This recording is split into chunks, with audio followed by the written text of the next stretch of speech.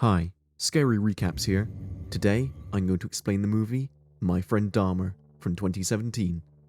Beware of spoilers. Mom will just kill me if I don't. Based on a true story, the film begins with a school bus driving along a road in Bath, Ohio in 1974.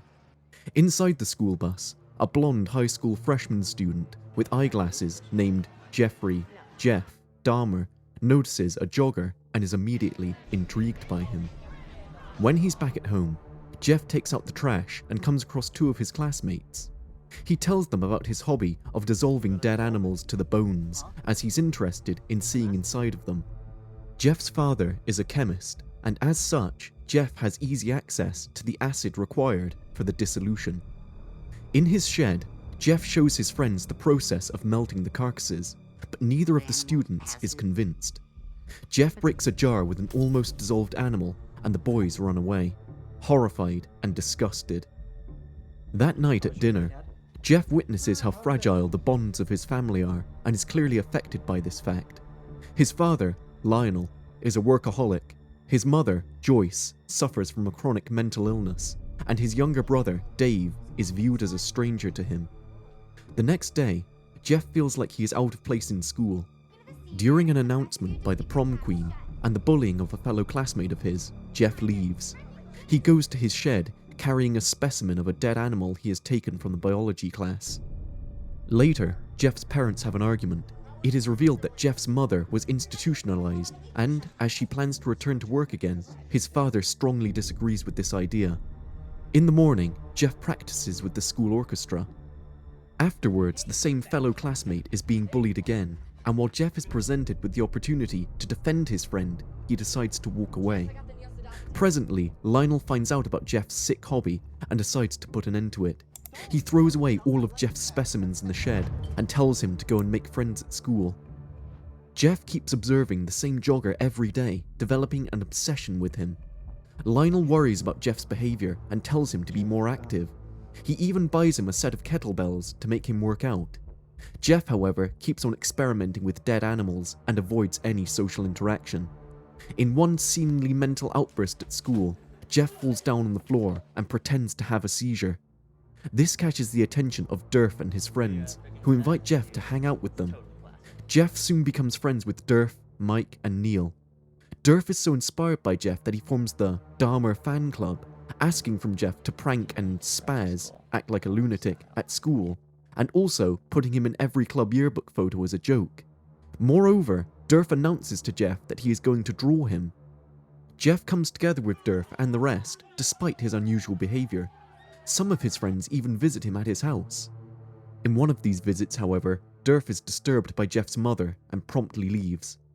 In the course of the next few years, Jeff continues to stalk the jogger and spend time with his friends.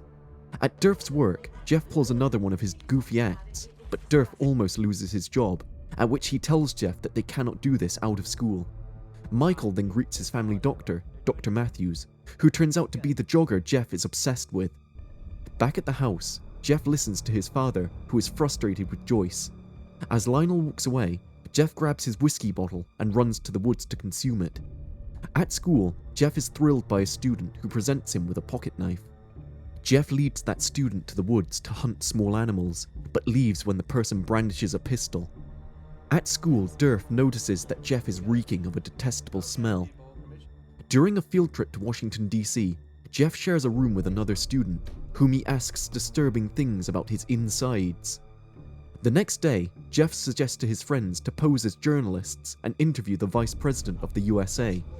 Jeff manages to set up a meeting with him, and Durf and the other students are excited about this, admiring Jeff for his bold idea. When Jeff returns to Bath, his father informs him that he has moved out of the house as he can't handle his mother. Jeff's mother consoles Jeff and tries her best. The next day, Jeff is examined by Dr. Matthews, and as he gets undressed, he gets an erection. Dr. Matthews feels uncomfortable and tells him to dress and leave. That night, Jeff masturbates thinking of Dr. Matthews examining him. Later on, Jeff seems to be distant to his friends. As the yearbook photos come up, Jeff appears in every one of them, a fact that the school principal doesn't find a bit amusing. She obscures Jeff's face using a black marker. Eventually, Jeff's parents file for a divorce, and Jeff feels more lost than ever. He takes a dog to the woods, aiming to kill it, but changes his mind and sends the dog away. As his parents fight over custody of their children and the ownership of the house, Jeff gets more and more infuriated. He looks for comfort and fantasizes himself lying down with Dr. Matthews' dead body. Meanwhile, Durf and his friends place a bet that Jeff is going to spaz one last time in the shopping center. Jeff agrees to this and joins his friends once again, but Jeff has his own issues. He continues to drink as he doesn't know how to deal with his parents' divorce. In the shopping center, Jeff spazzes as agreed, and his friends laugh at him and at the people's reactions. Jeff, however, doesn't feel this to be right. When he returns home, he learns from his mother that the divorce has been finalized and that his father has won the house, leaving his mother with Dave as Jeff has come to age. The next day, Jeff lies in hiding holding a baseball bat, waiting for Dr. Matthews to come on his usual jogging routine and kill him. When it becomes apparent that Dr. Matthews won't show up, Jeff gets angry and lashes out at a tree. Afterwards, 2 children discover the cadaver of an animal in the woods and inform the authorities. Durf and the rest discuss about this at school. At some point, Neil says that there is not a chance any girl would go to prom with Jeff. Jeff, however, thinks otherwise. He approaches Bridget and asks her to come with him to the prom.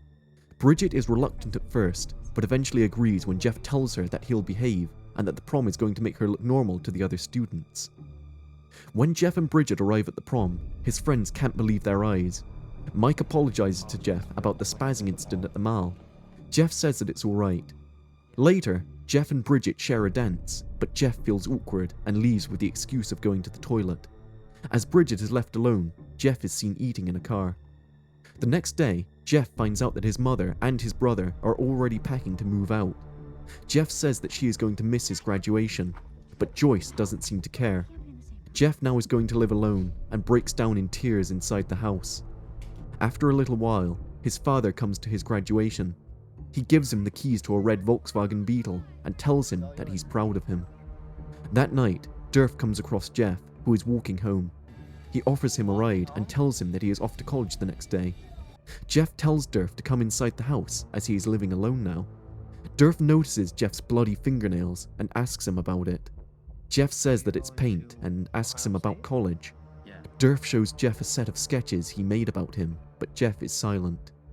Durf tries to apologize to him in a way, and Jeff tells him to come inside to have a beer with him. Durf walks inside but feels uneasy and tells Jeff that he has to get home to have dinner with his family. Jeff follows him outside without uttering a single word. He grabs the baseball bat and eyes Durf menacingly. Durf goes to his car and drives away. The next day, Jeff drives in his first car when he witnesses a hitchhiker. He stops the car and talks with the young man. Jeff learns that the man's name is Steve Hicks and that he was on his way to a concert. Jeff offers Steven a ride and tells him to come to his house to continue the party. Steven agrees and enters Jeff's car, driving off with him. At the end of the film, the audience learns that on June 18, 1978, Stephen Hicks went back to Jeffrey Dahmer's house and he was never seen again. In July 1991, Jeffrey Dahmer was arrested and confessed to murdering 17 young men.